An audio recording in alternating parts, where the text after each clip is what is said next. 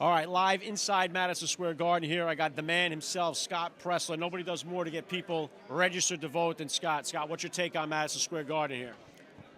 The energy is electric.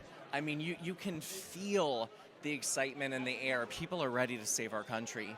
And the fact that Donald Trump and Tulsi Gabbard and RFK Jr. and Elon Musk are going to be coming here together, that coalition in itself just inspires me about what this administration could offer, not only to our country, but to the free world.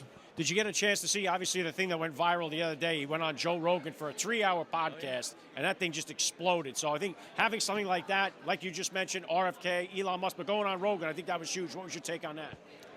I only saw part of it, but I thought President Trump did something that Kamala could never do.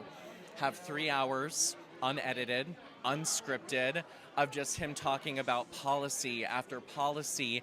And, I understand that you're running for the most important office in the world, but I love that President Trump is able to relate to us. He's able to bring his humor. He's able to bring his lived experience. I mean, he is the blue-collar billionaire, and I think that's why so many union workers, especially here in New York and New Jersey and Pennsylvania, are going to be voting for him because he's relatable. He did 3 hours. It's like Camilla can't get through 3 minutes without reversing course and contradicting herself. So it just seems like that party. Here's the thing that troubles me, Scott. It looks like all the polls right now are going for Trump. The betting market's all going for Trump. Yeah. Are we going to fall into a trap here and say, like, oh, is that going to hurt us in a way that the polls, because we saw it happen to Hillary. She had 99% chance to win in 16, and it fell apart. Are we going to fall into that trap? I think people are treating this election with the urgency that it requires. And I think Elon Musk really said it best. If we don't elect Donald Trump this November, this is our last election, guys. I mean, we're on the verge of nuclear war, the crisis at the border.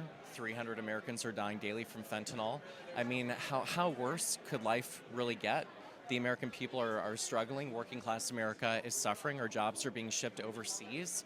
You know, we are the laughingstock right now of the rest of the world that takes advantage of us. And so I ask everybody at home, I'm glad that you're excited. I'm glad the betting markets, I'm glad the polls, everything is going in our favor. I'm glad the early voting, we're crushing it in Arizona, Nevada, North Carolina, Florida, where you have 30% of the vote in Pennsylvania. But the only thing that matters, guys, is what happens from today and voting early, voting by mail, and what happens ultimately on Tuesday, November 5th. And you guys have the power. You have the power to decide, and I hope every single one of you vote. Well said, Scott. Honor to see you again. Thank you. You're listening to the Alec Show. The future is family.